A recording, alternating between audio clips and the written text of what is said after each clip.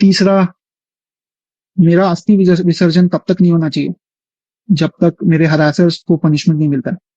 India முழுவதும் ஒரு புள்ளி விவரம் என்ன சொல்லுது அப்படின்னா, வரதட்சணை வழக்குகள் பதிவாகக்கூடிய பெரும்பாலான வழக்குகள், அது முக்கியமாக நகர்ப்புறங்களில் பதிவாகக்கூடிய பெரும்பாலான வழக்குகள் 90% போலியானவை. அவங்களுடைய கணவரை, அது முன்னாள் கணவரையோ இல்லாட்டி கருத்து வேறுபாடுனால பிரிஞ்சிருக்கக்கூடிய அந்த கணவரையோ தொந்தரவு பண்றதுக்கோ அவங்களோட குடும்பத்தை தொந்தரவு பண்றதுக்காக பயன்படுத்துறாங்களே ஒழிய, இது உண்மையிலேயே பாதிக்கப்பட்ட பெண்கள் எல்லாம் வரதே கிடையாது.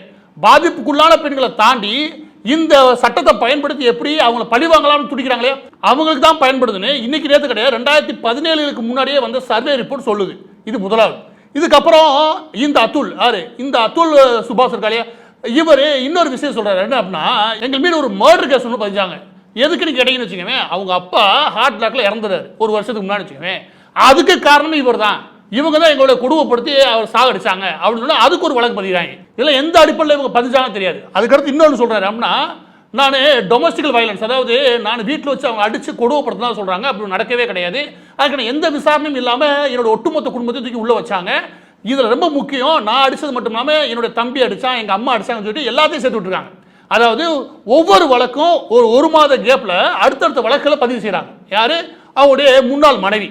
இது திட்டமிட்டதை அவங்க பண்றாங்க. இதுல எந்த விசாரணையும் இல்லாம தூக்கி உள்ள வைக்கிறாங்க. முக்கியமாக வரதட்சணை வழக்குன்னு பதிவானதுமே மொத்த குடும்பம் ஜெயிலுக்கு போயிட்டோம். அதுக்கடுத்து என்ன சொல்றாங்க அப்படின்னா, செக்ஸுவல் ஹராஸ்மெண்ட், அதாவது இணைய பாலியல் ரீதியா துன்புறுத்தினாரு அப்படின்னு.